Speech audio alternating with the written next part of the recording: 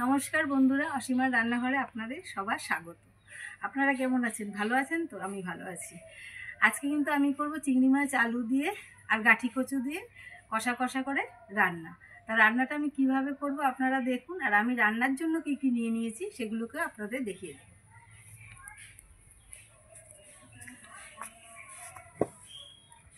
এই যে চিংড়ি মাছ আলু গাঠি কচু দিয়ে করতে গেলে চিংড়ি মাছ তো লাগবেই। এই যে চিংড়ি মাছ এনেছি, চিংড়ি মাছগুলো বড় বড়ই আছে, কিন্তু চিংড়ি মাছ আপনারা যতই বড় আনুন না কেন তেলে দিলে কিন্তু চিংড়ি মাছ ছোট হয়ে যাবে।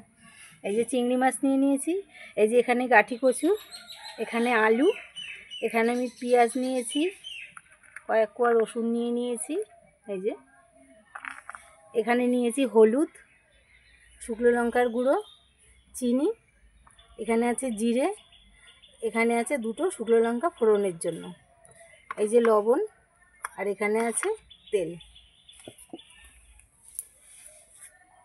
আমি আলু গাঠি কচু এগুলো কিন্তু সব ধুয়ে, চিংড়ি মাছ ধুয়ে বেছে কেটে নিয়ে চলে এসেছি। এবার আমি রান্নাটা শুরু করব, আপনারা দেখতে থাকুন। এই যে উনুন ধরিয়ে দিয়েছি, এবার আমি কড়াইটা বসিয়ে দেব।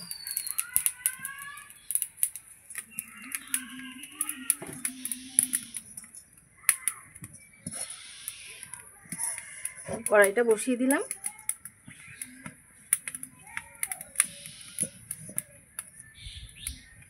এবার এর মধ্যে তেল দিয়ে দেবো। তেল দিয়ে আমি কিন্তু আগে চিংড়ি মাছগুলো ভেজে নেব। তেলটা গরম হোক, তারপর চিংড়ি মাছগুলো দেব। এই যে তার মধ্যে আমি চিংড়ি মাছগুলো নুন হলুদ মাখিয়ে নেব।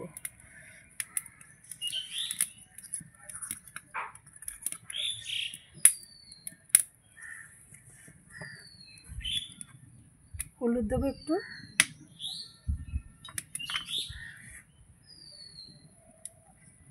একটু লবণ দিয়ে ভালো করে মাখিয়ে নেব। চিংড়ি মাছ আমি কটা নিয়েছি, আপনারা আর একটু বেশি দিতে পারেন। এই যে এত বড় বড় দেখছেন, কিন্তু তেলে দিলে একদম ছোট হয়ে যাবে। মাখিয়ে নিলাম। এবার তেলটা দেখবো গরম হয়েছে কিনা। তেলটা আর একটু গরম হোক, তারপরে মাছগুলো দেবো। এই যে তেল গরম হয়ে গেছে, এবার আমি চিংড়ি মাছগুলো দিয়ে দেবো।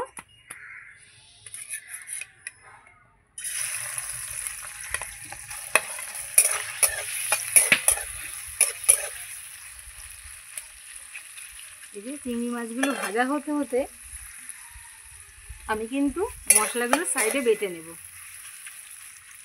এই যে এগুলো ভাজা হতে থাক, ততক্ষণ আমি মশলাগুলো বেটে নেব।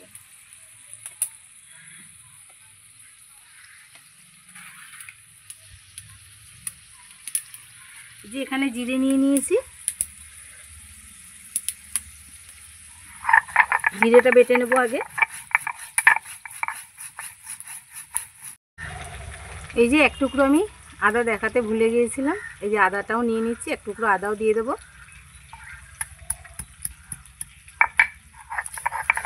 আদাটা বাটতে বাটতে আমি চিংড়ি মাছটা দেখবো কতটা হলো। এই যে চিংড়ি মাছটা আমার ভাজা হয়ে গেছে।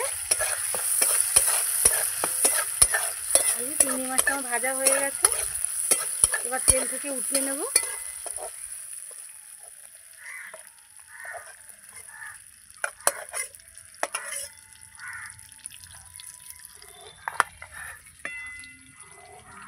এবার কিন্তু এই তেলেই আমি গাঠি কচুগুলো ভেজে নেব।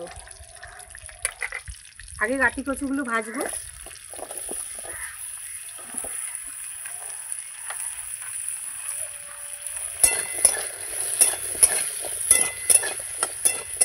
একটু লবণ দিয়ে দেবো গাঠি কচুর মধ্যে। একটু লবণ দিয়ে দিলাম, একটু হলুদও দিয়ে দেবো।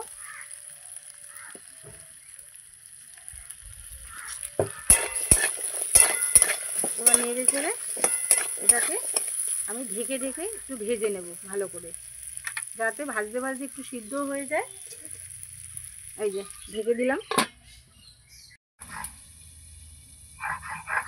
এই যে আদা জিরেটা বেটে নিয়েছি, এই যে এখানে যে আমি রসুন রেখেছিলাম, এই যে রসুন কটাও এর সঙ্গে বেটে নেব।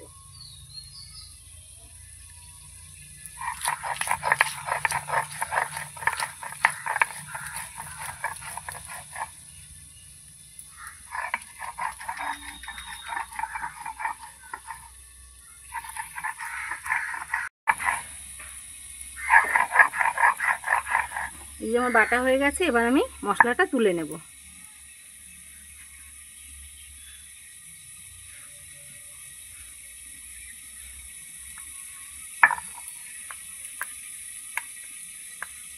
এই যে মশলাটা হয়ে গেছে বাটা।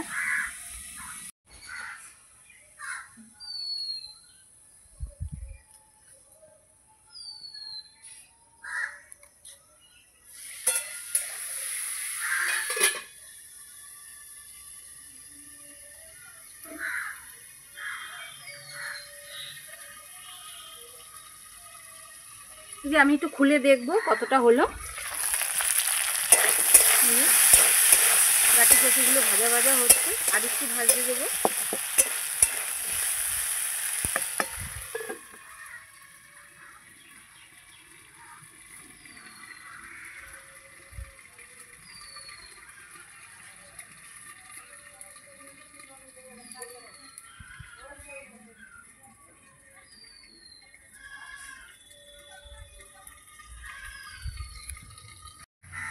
যে ঢাকনাটা খুলে দেখবো কতটা হলো।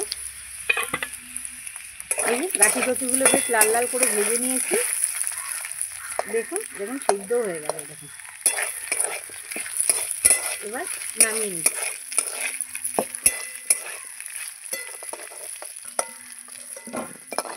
আপনারাও এভাবে লাল লাল করে গাঠি কচুটাকে আগে ভেজে নেবেন, তাহলে রান্নার সময় কিন্তু খুব সহজেই সিদ্ধ হয়ে যায়।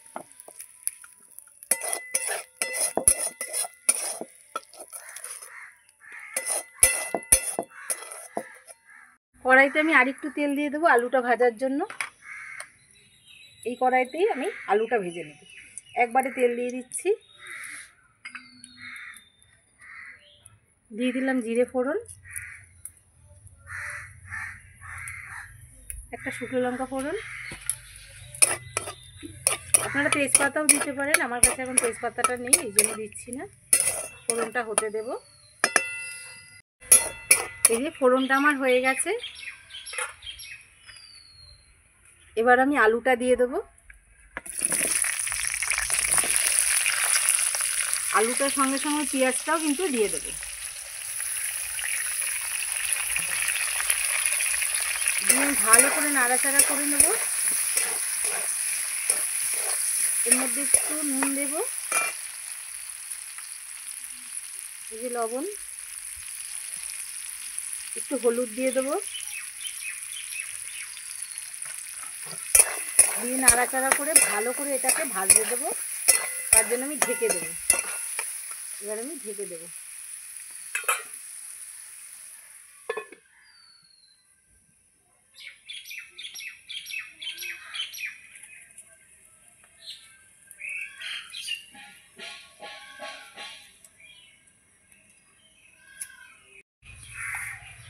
এই যে ঢাকনাটা খুলে দেখবো, এই যে আমার আলুগুলোও কিন্তু ভাজা হয়ে গেছে। দেখুন এরকম লাল লাল করে ভেজে নিয়েছি। এবার আমি এর মধ্যে এক এক করে মশলা দিয়ে দেবো। তার আগে আমি গাঠি কচুটাও দিয়ে দেবো। এই যে গাঠি কচুটা ভেজে রেখেছিলাম, এটাও দিয়ে দেবো আলুর সঙ্গে। দিয়ে আবার ভালো করে নেড়ে চেড়ে নেব।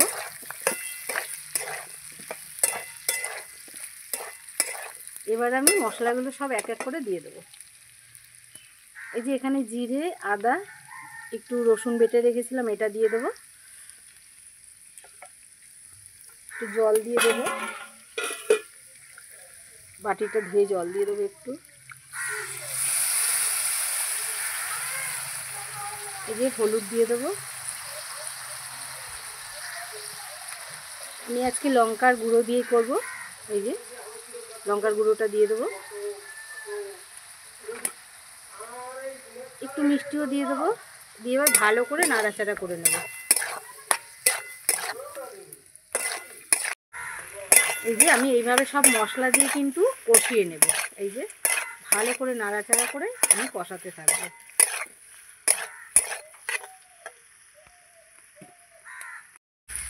এই যে দেখুন আমি ভালো করে কষিয়ে নিয়েছি, কত সুন্দর কালারটা এসছে। লঙ্কার গুঁড়ো করেছি বলে এরকম লাল লাল হয়েছে বেশি। এই যে কষানো হয়ে গেছে। আমি চিংড়ি মাছটা এর মধ্যে দিয়ে দেবো, দিয়ে আর একটু কষিয়ে নেব। তাহলে চিংড়ি মাছের গন্ধটা, কারণ চিংড়ি মাছ আমার কাছে অল্প ছিল, এই জন্য আমি চিংড়ি মাছটা আগে দিয়ে একটু নাড়াচাড়া করে ভালো করে আমি তারপরে জল দেবো।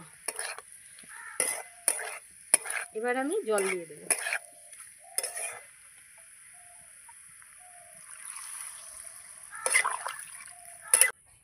এবার ঢাকা দিয়ে দেবো। ঢাকনাটা খুলে দেখবো কত দূর হলো। এই যে দেখুন কত সুন্দর ফুটছে।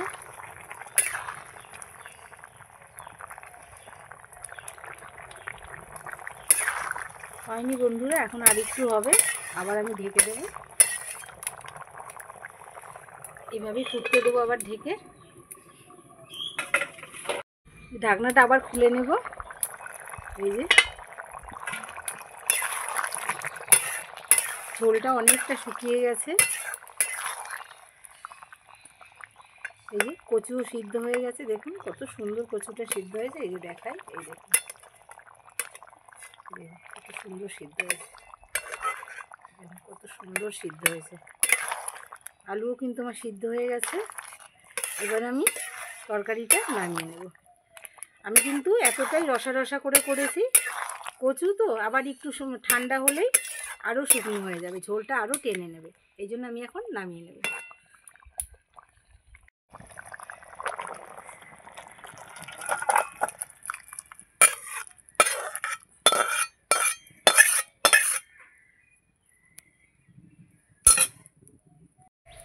এই যে দেখুন চিংড়ি মাছ আলু দিয়ে আর কচু দিয়ে তরকারিটা আমি নামিয়ে নিয়েছি, কত সুন্দর হয়েছে। এতটা কিন্তু ঝোল ঝোল লাগছে, কিন্তু এতটা ঝোলও থাকবে না, যখন ঠান্ডা হয়ে যাবে শুকিয়ে যাবে। তাহলে দেখলেন তো আমি কত সুন্দর কচু আলুর তরকারিটা চিংড়ি মাছ দিয়ে আমি করে নিলাম। আপনারাও এইভাবে রান্না করে খেয়ে দেখবেন, আপনাদের ভালো লাগবে। আর আমার সঙ্গে থাকার জন্য অনেক অনেক ধন্যবাদ। আমার চ্যানেলটাকে আপনাদের যদি ভালো লেগে থাকে শেয়ার করে দেবেন, সাবস্ক্রাইব করে দেবেন, লাইক করে দেবেন। নমস্কার, জয় মাতা দি।